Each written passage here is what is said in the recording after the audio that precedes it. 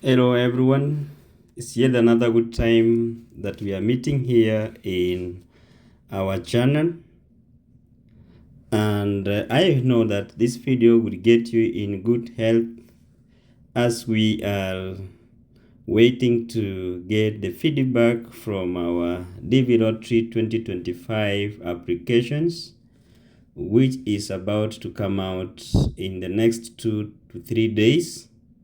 And I hope everyone is busy with his or her own work as we wait for this selection process to come out. It should not worry you. Let's mind our business. Let's go on with our daily routine. And if the day comes and then we confirm and we get that we have been selected, life will always have to continue. And for those ones who will not be lucky, life has to continue still. So you should not be worried. Your time will be coming.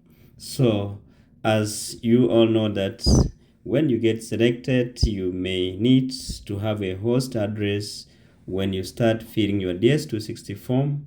And that's why in this video, I want to prepare you psychologically and understand why most of the DV hosts always are not willing to host people here in the United States, nor are not willing to give the host address, or at the same time give adaptive support from I-134 to the DV winners.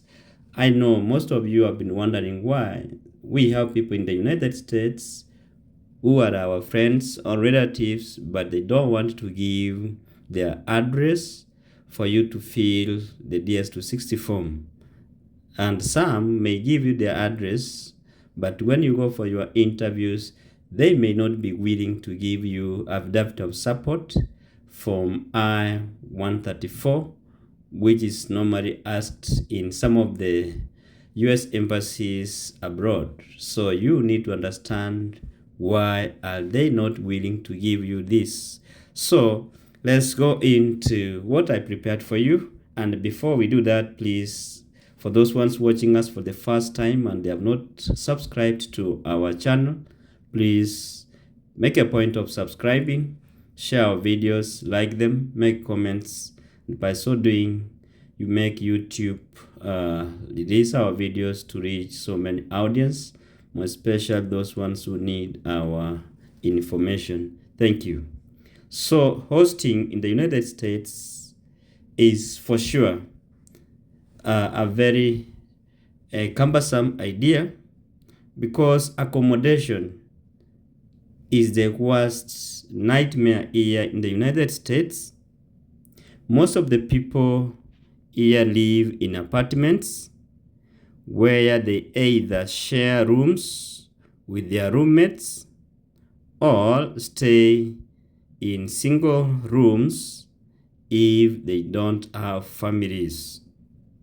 So this makes it difficult for someone to host you in these shared rooms, more especially if you are migrating to the United States with family.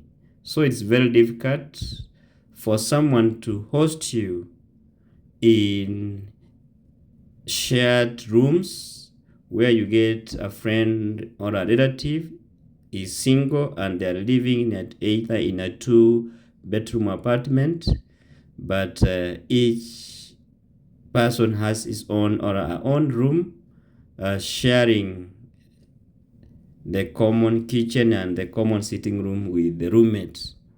So it becomes cumbersome for that person to have it easy to accommodate you in such a kind of situation, and others live in single rooms. So when you are coming in as a DV winner with family members 2, 3, 4, or 5, it becomes very difficult to someone to host you in that single room. And to make matters worse, we have some conditions which are put forward when you lease an apartment. They always, in other places, they always say that in this kind of arrangement or an apartment, this is the maximum number of adults that will stay in this 2-bedroom house, or this is the maximum number of people to occupy. So if you have a family of 3 and then you are bringing in a DV migrant winner and with also another family member, let's say family members like 3, so you'll be a total of 6. Some apartment managers will not allow you to accommodate them. So those are some of the situations that may make it difficult for some people to host you here in the United States. So sometimes also it's very difficult to convince your roommate to just accept you bring in another person to stay with you. Some other roommates will always find it very uncomfortable to stay with new faces or people whom they don't understand where they're coming from. They are not related. So it makes this other person not to be able to host you because of the conditions which are coming from that roommate they are staying with.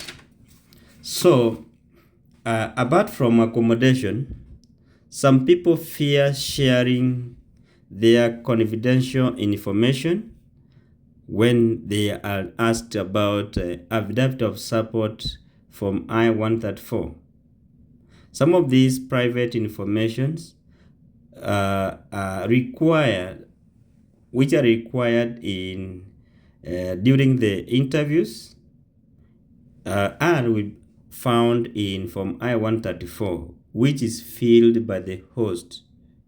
So much of this information from the host, which most of the hosts will fear giving out to people, are like the social security information. The social security number is always printed on I-134, more especially in IRS tax return forms. So it will be having the social security number for the person who is going to host you. And some other people will fear giving this because most of the transaction that we do in the United States is all about your social security number. If someone happens to get your social security number, may end up accessing much of your information. So that's why some people will not be willing to give it out. So also in this I-134 form, it has information like the job titles of this person, and it also has family information. If this person has kids, as wife or as husband, it also contains all those people living in his or her household. So if the DV migrant require this information, and this person is not going to be careful or is going to be careless, this information from the host may leak to the public, and it can also reach other people whom the host does not like or want the information to reach. So if you are privileged to get someone who is willing to host you and give the host information, please, you as an immigrant who is receiving this information and documents from your host, make sure that you take care of this information. And slight mistake that you make, you will get the information all over the media, all over the family member know this. Some other people will always not be willing to share how much they earn, the gross income, because some other people will always say, oh, this guy is receiving or he earns a lot of money, but this guy cannot assist in 1 or 2 projects at home. So that's why some other people, they don't like to share that because of the privacy of the pay, the income, and so many other things that are associated with the affidavit of support information. So guys, in this, you need to be very careful. When you win, convince them that you will never share the information to another person, and by so doing, you gain the confidence from that person, and she or I will be willing to host you. Thank you guys for watching this video. Let's keep on sharing now that we are about to receive the good news from the selection process. You need your host. Always be looking out on who is going to host you and get the information ready. If you get you are selected, you fill the DS and submit. Thank you, and may God bless you as you wait for the results. See you in our next video. Bye bye. God loves you. See you next.